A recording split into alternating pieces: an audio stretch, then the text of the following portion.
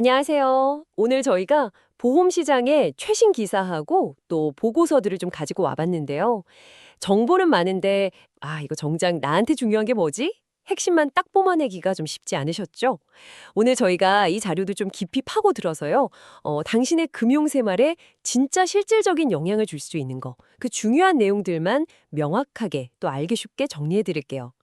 복잡한 보험 소식들 저희랑 핵심만 딱 짚어보시죠. 네, 맞습니다. 오늘 다룰 내용들이 보험 가입 방식 바뀌는 것부터 해서요. 어려운 용어 문제, 또 최신 기술 도입되는 거, 그리고 시장 전체의 큰 그림까지 아주 다양해요. 네네. 근데 이런 변화들이 그냥 업계 소식이다 이게 아니고요. 당신의 선택 또 당신의 권리에 이게 어떤 의미가 있는지 그 배경까지 해서 소비자 관점에서 좀 깊이 있게 살펴보겠습니다. 아, 좋습니다. 그럼 첫 번째 소식부터 바로 들어가 볼까요? 이거 아주 중요한 내용 같은데요. 바로 보험 설계사분들 수수료 지급 방식이 크게 바뀐다는 거예요. 내년부터 계약 초기에 수수료 확 몰아주던 거, 그 선지급 관행 있잖아요. 이게 사실상 금지되고 GA, 그러니까 법인 보험 대리점 설계사한테도 첫해 수수료 상한선, 그 1200%를 이게 적용된다고요. 이게 구체적으로 우리 소비자한테는 어떤 변화를 가져올까요? 네, 이게 어쩌면 당신의 보험 가입 경험을 좀 근본적으로 바꿀 수도 있는 그런 변화예요. 아, 근본적으로요? 네. 기존에는 설계사가 첫해 수수료를 많이 받다 보니까 아무래도 단기 실적에 좀 급급해서 무리하게 계약을 막 권하거나 아니면 기존 거 깨고 새로 들게 하는 거, 그 이른바 승환계약 문제 같은 게 좀 있었잖아요. 맞아요. 있었죠. 근데 앞으로는 수수료를 최대 7년에 걸쳐서 나눠받고 계약을 오래 유지해야 설계사한테도 이익이 되는 그런 구조로 바뀌는 거예요. 나눠서 받는군요. 7년 동안. 네. 그러니까 설계사 입장에서는 당장 한 건 계약하는 것보다 당신하고의 어떤 장기적인 관계, 그리고 계약을 좀 건강하게 유지하는 거, 이게 더 중요해지는 거죠. 그렇군요. 그러니까 단기 실적보다는 장기적인 관리가 더 중요해진다. 이 말씀이시네요. 그럼 소비자는 좀 더 안정적인 환경에서 진짜 나한테 맞는 상품을 추천받을 가능성이 좀 커지겠군요. 네, 그럴 가능성이 높다고 봅니다. 물론 제도가 완전히 자리 잡기까지는 시간이 좀 걸리겠지만요. 방향성 자체는 소비자한테 상당히 긍정적이에요. 네네. 설계사가 단기 이익 때문에 막 불필요한 상품 권하는 그런 유인이 줄어들고 아무래도 당신 상황에 맞는 상품을 좀 더 신중하게 추천하고 오랫동안 관리해 줄 가능성이 커지는 거죠. 그리고 이 수수료 지급 방식이 투명하게 공시되는 것도 그 정모 비대칭 줄이는 데 도움이 될 거고요. 투명성까지. 좋습니다. 다음 소식은요. 이거 진짜 많은 분들이 공감하실 것 같은데요. 보험 용어. 너무 어렵잖아요. 아, 맞아요. 어렵죠. 근데 KB손해보험에서 고객 언어 가이드라는 걸 만들어서 배포했다는 아주 반가운 소식입니다. 어려운 한자어나 일본식 표현 이런 거 대신에 쉬운 우리말로 바꾸려는 노력이라는데 이건 진짜 꼭 필요한 시도 같아요. 정말 의미 있는 움직임입니다. 보험이라는 게 대표적인 정보 비대칭 상품이잖아요. 네. 용어 자체가 장벽이 되는 경우가 허다했죠. 예를 들면 배서, 이거는 변경으로 바꾸고 고지의 의무는 계약 전 알릴 의무처럼 이렇게 직관적으로 바꾸는 거예요. 훨씬 쉽네요. 그렇죠. 그 약관 대출, 이것도 사실은 보험계약 대출이라고 해야 더 명확하고요. 이런 작은 변화들이 모여서 당신이 상품 내용을 정확히 이해하고 또 혹시 모를 불이익 안 당하고 권리를 제대로 행사하는데 정말 큰 도움이 될 수 있습니다. 다른 보험사들도 이런 흐름에 좀 같이 동참할 필요가 있어 보여요. 그렇죠. 용어가 쉬워지면 상품 설명도 훨씬 잘 이해하게 되고 불안전 판매 같은 그런 문제도 좀 줄어들 수 있겠네요. 자, 이번에는 기술하고 보험이 만났습니다. 하나생명이 AI 기술을 활용한 니드 AI 암보험 이걸 출시했다는 소식인데요. 암 예방부터 진단, 치료, 회복까지 이 전 과정을 AI가 맞춤형으로 관리해 준다고요. 이게 기존 암보험하고는 어떻게 다른 건가요? 핵심은 크게 두 가지예요. 개인 맞춤형 관리, 그리고 보장 범위 확대. 맞춤 관리랑 보장 확대. 네. AI 챗봇 상담이라든지 아니면 건강검진 정보 연동해서 분석하는 거. 이런 것처럼 개인의 건강 상태나 필요에 딱 맞춰서 서비스를 제공하려는 시도죠. 또 주목할 점은 그 유병자나 고령자처럼 기존의 보험 가입이 좀 어려웠던 분들 있잖아요. 네네. 그런 분들의 가입 문턱을 좀 낮췄다는 거. 이것도 특징이고요. 그리고 암 진단 받으면 보험료 납입 면제해주는 조건도 좀 완화하고 중입자 치료 같은 최신 치료법 특약 이런 걸 포함시킨 것도 암 치료 과정에 어떤 경제적 부담을 줄여보려는 노력이라고 볼 수 있습니다. 와, AI가 단순히 뭐 상품 추천 이 정도가 아니라 예방이나 회복 과정까지 관리해준다는 게 되게 흥미롭네요. 근데요, AI가 관리한다고 하면 혹시 그 개인정보나 데이터 활용 이런 거에 대한 우려는 없을까요? 문제는. 매우 중요하죠. AI 기술을 활용하는 만큼 데이터 활용 범위나 목적을 명확히 하고 또 고객 동의 철저히 받고 보안 시스템 강화하는 거. 이게 필수적입니다. 이 기술의 혜택하고 프라이버시 보호 사이의 균형을 앞으로 어떻게 맞춰 나갈지가 좀 중요한 과제가 될 거예요. 현재로서는 암 발병률이 계속 높아지는 추세 속에서 AI를 활용해서 좀 더 적극적인 건강 관리와 폭넓은 보장을 제공하려는 그런 차별화 시도로 볼 수 있겠습니다. 네, 그렇군요. 다음은 만성질환 관련 소식인데요. 고혈압, 당뇨, 고지혈증, 이른바 3대 만성질환이잖아요. 네, 아주 흔하죠. 네, 성인 5명 중 1명이 고혈압일 정도로 흔한데 방치하기 쉬워서 조용한 살인자라고도 불리고요.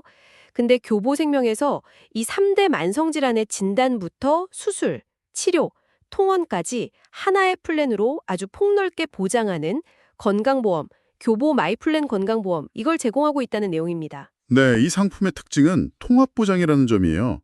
만성질환은 꾸준히 관리하는 병이지만 갑자기 합병증이 생기거나 아니면 중증 질환으로 악화될 수 있다는 그런 불안감이 늘 있거든요. 그렇죠. 걱정되죠. 네, 국민건강보험이 물론 큰 도움이 되지만 인공판막 같은 비교적 고가의 치료라든지 아니면 요양이나 재활 과정에서 발생하는 그런 비급여 항목들, 이런 건 여전히 개인에게 큰 부담이거든요. 그래서 이 상품은 진단금뿐만 아니라 수술비, 특정 치료비, 통원 치료비까지 관련 질환들을 좀 포괄적으로 보장해서 이런 경제적 부담을 덜어주려는 목적이 강한 상품이라고 볼 수 있습니다. 아, 그러니까 단순히 뭐 진단비 한 번 받고 끝 이게 아니라 장기적인 관리 과정에서 필요한 부분들을 좀 넓게 대비할 수 있다 이런 거군요. 만성질환 있으신 분들한테는 진짜 중요한 정보가 되겠네요. 그렇습니다. 특히 만성질환은 좀 장기적인 관점에서 접근해야 하거든요. 단순한 치료비 보장을 넘어서 예기치 못한 상황에 대비하고 또 꾸준한 건강관리를 이어갈 수 있도록 어떤 경제적인 안전망을 마련한다, 이런 측면에서 의미가 있습니다. 자, 이번에는 다시 보험 판매 채널, 특히 GA, 법인보험대리점 관련 소식입니다. 금융감독원에서 GA들의 내부 통제 운영 실태를 평가해서 발표하는데요. 올해 결과 발표가 계속 늦어지고 있다는 소식이에요. 올해는 특히 결과를 전체 공개하기로 했다는데 아니 왜 이렇게 지연되는 걸까요? 소비자 입장에서는 좀 답답할 것 같은데요. 맞습니다. 소비자 입장에서는 좀 아쉬운 상황이죠. 이 평가라는 게 GA가 계약 과정을 제대로 관리하는지, 부당하게 계약 바꾸도록 유도하는 건 없는지, 아까 말한 순환 계약 같은 거요. 네. 그리고 상품 설명은 충분히 하는지, 이런 당신의 권익 보호와 직결된 아주 중요한 상황들을 점검하는 거거든요. 근데 올해 특히 장기 계약 유지율이라는 항목이 새로 추가됐어요. 근데 이 항목에서 좋은 점수를 받기 어려운 GA들이 좀 많아서 그래서 발표를 미루는 거 아니냐, 이런 분석이 나오고 있습니다. 아, 장기 계약 유지율이요? 그러면 앞서 이야기했던 그 수수료 개편하고도 관련이 있겠네요. 계약을 오래 유지시키는 게 중요해졌는데 실제로는 그렇지 못했다. 이런 반증일 수도 있겠군요. 그럼 이 평가 결과가 왜 그렇게 중요한 건가요? 그렇죠. 장기 유지율이 낮다는 건 그만큼 계약 관리가 잘 안 되거나 아니면 초기에 좀 불안전 판매가 있었을 가능성을 시사할 수 있거든요. 네. 그래서 이 평가 등급은 해당 GA의 신뢰도를 가늠할 수 있는 아주 중요한 지표가 됩니다. 당신이 어떤 GA를 통해서 보험에 가입할지 결정할 때 참고할 수 있는 객관적인 정보가 될 수 있는데 발표가 계속 늦어지니까 소비자의 알 권리가 좀 제한되는 측면이 있는 거죠. 좀 조속한 발표가 필요해 보입니다. 네. 다음은 좀 더 거시적인 이야기로 넘어가 볼까요? 우리나라 금융정책하고 감독 시스템에 큰 변화가 예고되고 있습니다. 정부하고 여당이 현재 금융위원회를 해체하고 금융정책기능하고 감독기능을 분리하는 방향으로 금융감독위원회, 금감이라고 하죠. 이걸 신설하는 방안을 추진 중이라고 합니다. 와, 17년 만에 큰 변화라는데 이게 우리한테는 어떤 영향을 줄까요? 이건 그야말로 금융 시스템의 틀 자체가 바뀌는 아주 큰 변화입니다. 핵심은 금융 정책 기능, 그러니까 산업 육성 같은 거요. 그거 하고 감독 기능, 건전성 관리나 소비자 보호 같은 거, 이걸 분리하겠다는 거예요. 아, 정책과 감독을 분리한다. 네. 이론적으로는 감독의 독립성이나 전문성을 높일 수 있다, 이런 기대가 있지만 반대로 정책하고 감독이 분리되면서 일관성이 좀 떨어지거나 금융회사의 행정 부담만 늘어나는 거 아니냐 이런 우려도 같이 나옵니다. 특히 당신하고 직접 관련된 부분은 금융소비자보호처가 금융소비자보호원, 금소원으로 격상되면서 그 역할하고 권한이 어떻게 설정되느냐 이 부분이 될 것 같아요. 금융소비자보호원의 역할과 권한이요. 그럼 이름만 바뀌는 게 아니라 실질적으로 소비자보호 기능이 강화되는지 그게 관건이겠군요. 바로 그 점입니다.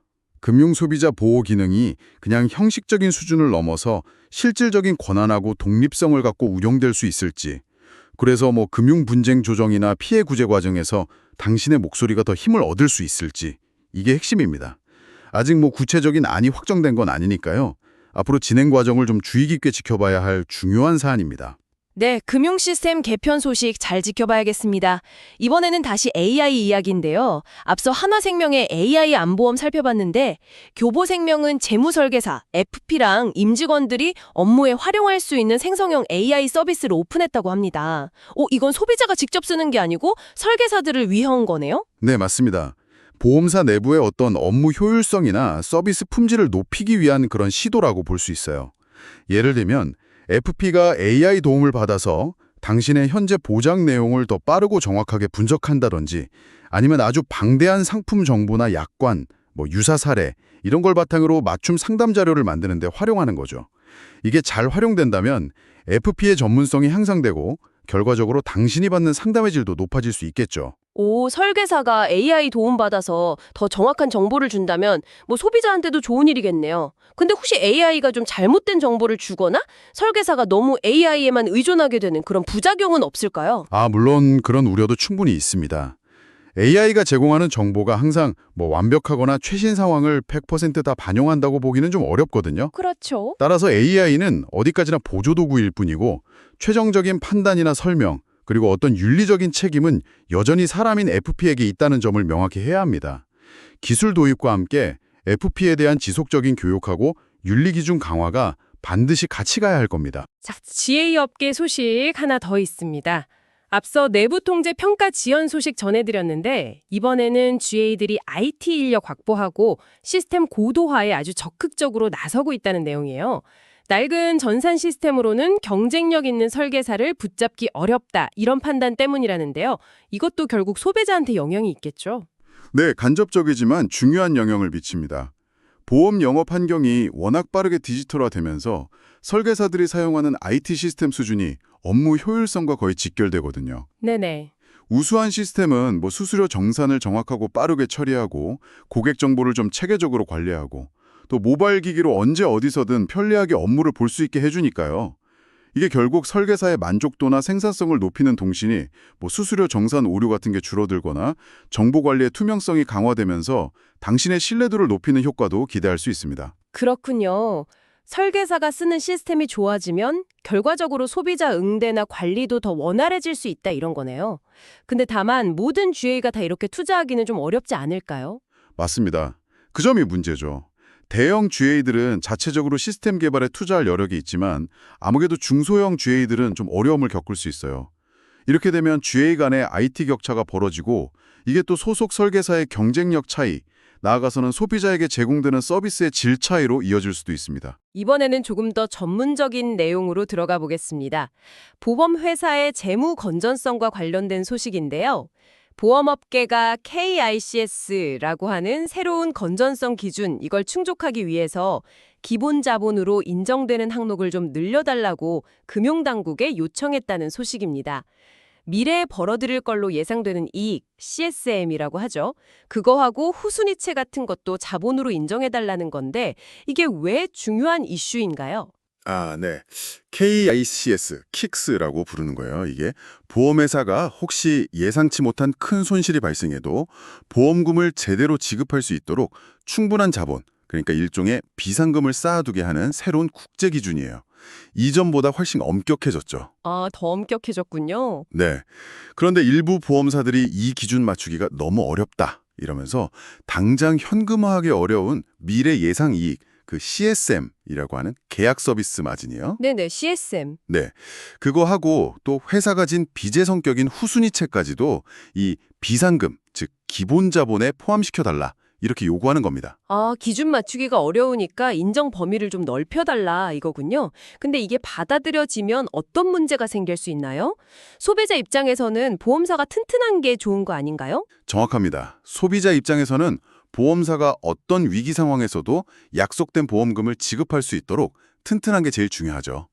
근데 전문가들은 업계 요구대로 CSM이나 후순위채 비중을 너무 과도하게 인정해주면 실제 위기 시에 동원할 수 있는 현금성 자산이 부족해져서 자본의 질이 떨어질 수 있다.